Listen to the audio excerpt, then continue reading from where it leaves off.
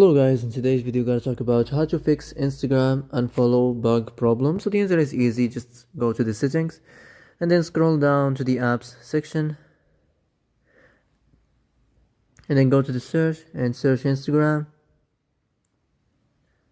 and then go to the storage, and here you will find this clear cache option. Click on it.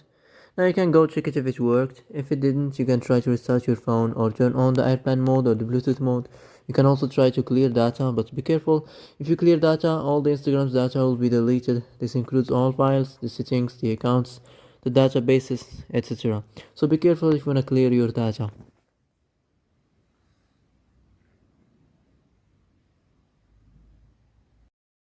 So that's it for today's video. I hope this is the answer you've been looking for. If you like this video, don't forget to like and subscribe, and see you in the next video.